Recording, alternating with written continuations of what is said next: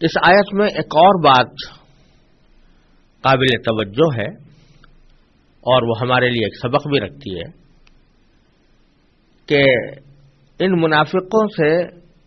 مسلمان یہ کہا کرتے تھے کہ آمنو کما آمن الناس، یعنی ان سے مطالبہ یہ کیا جاتا تھا کہ ایمان اسی طرح لاؤ جیسے کہ اور لوگ ایمان لائے ہیں، یعنی جو سچے مسلمان ایمان لائے ہیں۔ ظاہر ہے کہ یہاں لوگوں سے مراد صحابہ کرام ہیں رضی اللہ تعالی عنہم اجمعین،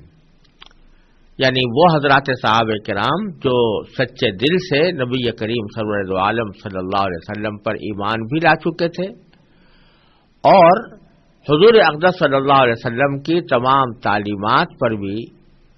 بقدر استطاعت عمل پیرا تھے۔ تو جب یہ کہا جا رہا ہے کہ ایمان اس طرح لاؤ جیسے صحابہ ایمان لائے ہیں، تو اس سے یہ بات معلوم ہوئی کہ ایمان کی وہی تفسیر، وہی تشریح اور وہی تفصیل معتبر ہے جو حضرات صحابہ کرام رضی اللہ تعالی عنہم سے منقول ہو۔ یعنی اگر کسی کے ایمان کو پرکھنا ہو کہ یہ ایمان اس کا درست ہے یا نہیں اور ایمان کے تقاضوں پر یہ عمل پیرا ہے کہ نہیں، تو حضرات صحابہ کرام رضی اللہ تعالی عنہم اجمعین کا ایمان اور ان کا عمل انسان کے ایمان اور عمل کو درست قرار دینے کے لیے، کھرا قرار دینے کے لیے ایک کسوٹی ہے۔ تو اس آیت سے حضرات صحابہ کرام رضی اللہ تعالی عنہم کی مجموعی حیثیت سے ایمان اور عمل صالح کا ایک معیار ہونے کی شہادت ملتی ہے۔ اور یہ موضوع دوسری ایک آیت میں بھی آگے آنے والا ہے، فَإِنْ آمَنُوا بِمِثْلِ مَا آمَنْتُمْ بِهِ فَقَدِ اهْتَدَوْا۔ اور حضرات صحابہ کرام رضی اللہ تعالی عنہم کے جو فضائل اور جو مناقب قرآن کریم نے بیان فرمائے ہیں ان کا بھی ذکر آنے والا ہے۔ اللہ تعالیٰ نے توفیق عطا فرمائی تو اس موضوع پر وہاں پر انشاءاللہ تفصیل کے ساتھ بات ہوگی۔ پھر آگے کی 3 آیتوں میں اللہ تبارک و تعالیٰ نے ان منافقین کی حالت بھی بیان کی ہے اور پھر ان کے انجام کا بھی تذکرہ فرمایا ہے۔ حالت تو یہ بیان کی ہے کہ چونکہ یہ لوگ منافق ہیں تو اذا لقوا الذین آمنوا قالوا آمنا، جب یہ مسلمانوں سے ملتے ہیں تو یہی کہتے ہیں کہ ہم ایمان لا چکے ہیں، لیکن وَإِذَا خَلَوْا إِلَىٰ شَيَاطِينِهِمْ، جب یہ اپنے شیطانوں کے پاس خلوت میں جاتے ہیں یعنی تنہائی میں جاتے ہیں، قَالُوا إِنَّا مَعَكُمْ، تو وہ ان سے یہ کہتے ہیں کہ ہم تو تمہارے ساتھ ہیں، إِنَّمَا نَحْنُ مُسْتَهْزِئُونَ، اور جہاں تک مسلمانوں کے سامنے ایمان کے اقرار کرنے کا تعلق ہے تو وہاں تو ہم مذاق کر رہے ہیں، ہم تو مذاق کر کے یہ کہتے ہیں کہ ایمان لے آئے، حقیقت میں ہم مسلمانوں کے ساتھ یہ مذاق کھیل رہے ہیں، ایک طرح سے ان کی ہنسی اڑا رہے ہیں کہ ان کو یہ یقین دلایا ہوا ہے کہ ہم تمہارے ساتھ ہیں اور تمہاری طرح مسلمان ہیں، لیکن حقیقت میں نہ مسلمان ہوئے نہ ایمان لائے اور محض مذاق اڑانے کے انداز میں ان کے ساتھ ایک ٹھٹول کر رہے ہیں، ایک مخول کر رہے ہیں، استہزاء کر رہے ہیں۔ تو یہاں اللہ تبارک و تعالیٰ نے ان کی حقیقت کھول کھول کر بیان فرما دی کہ مسلمانوں کے سامنے تو ان کا دعویٰ یہی ہوتا ہے کہ وہ مسلمان ہیں، لیکن جب اپنے شیطانوں کے پاس جاتے ہیں تو پھر حقیقت حال کو واضح کر دیتے ہیں۔ شیطانوں کا لفظ استعمال کیا قرآن کریم نے کہ جب یہ اپنے شیطانوں کے پاس خلوت میں جاتے ہیں، شیاطین کا لفظ استعمال فرمایا جو شیطان کی جمع ہے۔ شیطان کے متعدد معنی آتے ہیں، ان میں سے ایک معنی سرکش کے بھی ہیں اور ایسے شخص کے بھی ہیں جو گمراہی کے اوپر اڑا ہوا ہو، اور یہاں یہ لفظ استعمال کیا گیا ہے ان کے ان رہنماؤں کے لیے، ان سرداروں کے لیے کہ جو ان کو نفاق پر آمادہ کرتے تھے اور جنہوں نے نفاق کو اپنا طرز عمل بنایا ہوا تھا اور وہ اسی نفاق کے تحت مسلمانوں کے خلاف سازشیں کرتے رہتے تھے. جیسا کہ پہلے عرض کیا گیا، منافقین میں بڑی تعداد ان لوگوں کی تھی جو اصل میں یہودی تھے. تو یہاں یہودی سرداروں کی طرف اشارہ کیا گیا ہے، اور اس بات کا بھی امکان ہے کہ اس میں وہ کفار بھی شامل ہوں، وہ کفار یعنی مشرکین جو ایمان تو نہیں لائے تھے اور وہ بھی منافقین کے ساتھ مل کر یا یہودیوں کے ساتھ مل کر اسلام کے خلاف سازشیں کرتے رہتے تھے. ان کی خواہش بھی یہی تھی کہ کسی طرح اسلام معاذ اللہ سربلند نہ ہو اور اس کو ترقی نہ ہو اور وہ ختم ہو جائے. تو ان لوگوں کے پاس جب یہ لوگ جاتے تھے منافقین، تو جا کر یہ کہتے تھے کہ ہم تو آپ ہی کے ساتھ ہیں، اطمینان رکھیے، ہم نے جو کچھ ایمان کا اظہار کیا ہے وہ محض مذاق کے طور پر ہے. کیونکہ یہ سردار اور رہنما جن سے جا کر وہ لوگ یہ باتیں کرتے تھے، وہ در حقیقت ایک بہت عظیم فساد کے مرتکب تھے کہ ان منافقین کی پیٹھ تھپکتے تھے، ان منافقین کی ہمت افزائی کرتے تھے، ان کے نفاق پر ان کو شاباش دیتے تھے. تو اس واسطے جو شخص نے نفاق کا بیج بوئے یا نفاق کی رہنمائی کرے یا نفاق کی ہمت افزائی کرے، تو وہ چونکہ ایک بہت بڑے گمراہی کا سبب بنتا ہے. اس واسطے اس کے لیے یہاں پر شیاطین کا لفظ استعمال کیا ہے کہ وہ لوگ شیاطین ہیں، حقیقت میں وہ انسان کہلانے کے مستحق نہیں ہیں. اب جب انہوں نے یہ کہہ دیا کہ ہم جو مسلمانوں کے ساتھ باتیں کرتے ہیں وہ تو مذاق ہے جو ہم ان کے ساتھ کر رہے ہیں، یعنی ان کو ایک دھوکہ دیا ہوا ہے کہ ہم تمہارے ساتھ ہیں، حقیقت میں ان کے ساتھ نہیں ہیں. تو اس کے جواب میں اللہ تبارک و تعالی نے فرمایا کہ اللہ یستہزئ بہم ویمدہم فی طغیانہم یعمہون.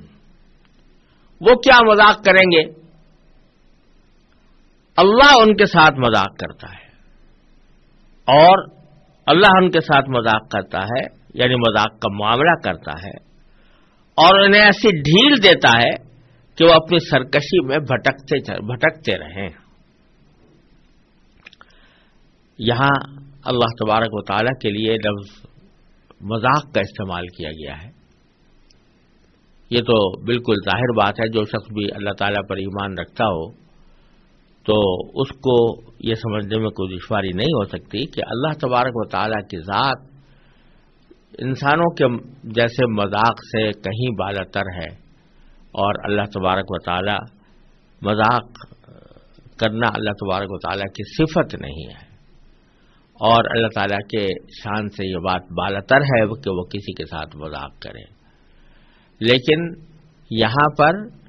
جو لفظ لایا گیا ہے کہ اللہ تعالیٰ ان کے ساتھ مذاق کرتا ہے یعنی مذاق کا معاملہ کرتا ہے، یہ در حقیقت ان کے اس قول کے مقابلے میں لایا گیا ہے کہ وہ کہہ رہے تھے کہ ہم مذاق کرتے ہیں، یعنی مسلمانوں کے ساتھ مذاق کرتے ہیں کہ ان کو دھوکہ دیا ہوا ہے اور دھوکے کے ذریعے ان کو اپنے ایمان کا یقین دلایا ہوا ہے، اور حقیقت میں ہم لوگ ہیں نہیں مومن، بلکہ ہم ان کے خلاف سازشیں تیار کرتے رہتے ہیں. تو ایک طرح سے ہم ان کے ساتھ مذاق کر رہے ہیں. تو اللہ تبارک و تعالی نے اس کے مقابلے میں یہ فرمایا کہ یہ کیا مذاق کریں گے، یعنی یہ لوگ مذاق کرنے کا مطلب تو یہ ہوا نا کہ مذاق وہ اس طرح کرتے ہیں کہ ظاہر میں کچھ ہے اور باطن میں کچھ ہے، اور مسلمانوں کو اپنے ایمان کا یقین دلا کر اپنی سازشیں کرنے کے لیے راستے ہموار کرتے ہیں. تو ان کا یہ مذاق تو کچھ ہی دنوں میں کھل جائے گا، سب پتہ چل جائے گا کہ یہ لوگ منافق تھے، اور خود مسلمان بھی جان لیں گے کہ ان کے ایمان کا دعویٰ غلط تھا، اور اس کے نتیجے میں اللہ تبارک و تعالیٰ ان کو مسلمانوں کو ان منافقین کی سازشوں سے محفوظ بھی رکھیں گے. تو ان کا مذاق تو چلنے والا نہیں ہے. لیکن اللہ تبارک و تعالی نے ان کے ساتھ یہ معاملہ کیا ہے کہ یمدہم فی طغیانہم یعمہون، اللہ تعالیٰ ان کو ڈھیل دے رہا ہے، اور ایسی ڈھیل دے رہا ہے کہ اس ڈھیل کے نتیجے میں یہ اپنی سرکشی میں بٹکتے چلے جا رہے ہیں اور سرکشی میں قائم رہیں گے۔ ڈھیل دینے کا معنی یہ ہے کہ دنیا کے اندر ان کے اوپر فی الحال کوئی عذاب نازل نہیں ہو رہا، دنیا کے اندر ان کو کوئی نقصان نہیں پہنچ رہا، دنیا کے اندر ان کو نفاق کی کوئی سزا نہیں مل رہی، بلکہ یہ جس طرح پہلے خوشحال تھے اب بھی خوشحال ہیں، جس طرح پہلے مال و دولت کماتے تھے یہودی سود کھا کر، اسی طریقے سے اب بھی کر رہے ہیں، ان کے معاملات میں کوئی فرق نہیں آیا۔ تو اللہ تعالیٰ ان کو ڈھیل دے رہا ہے، یعنی جو خوشحالی ان کو میسر ہے اس خوشحالی کو اللہ تعالیٰ نے باقی رکھا ہوا ہے،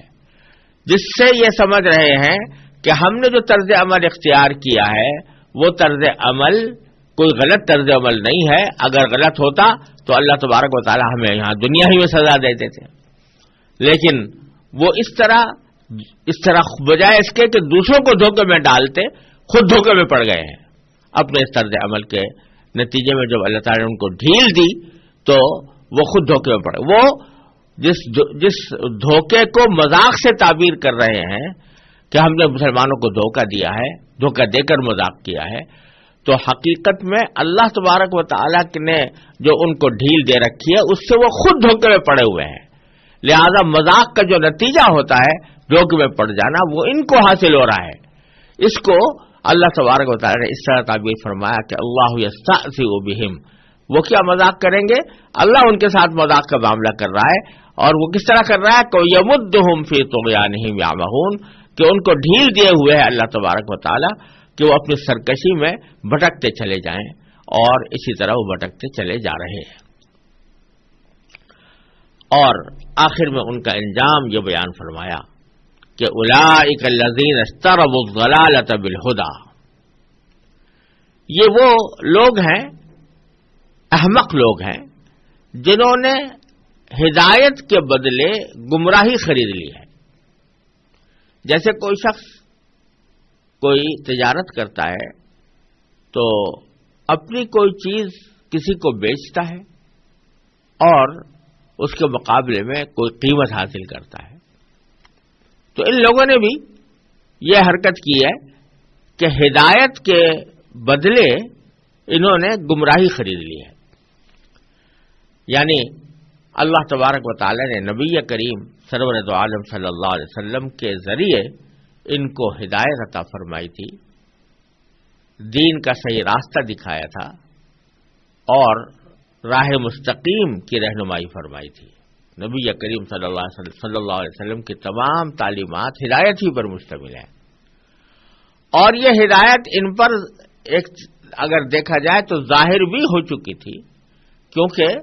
پہلے بھی جیسا عرض کیا گیا کہ یہودی لوگ پہلے سے انتظار میں تھے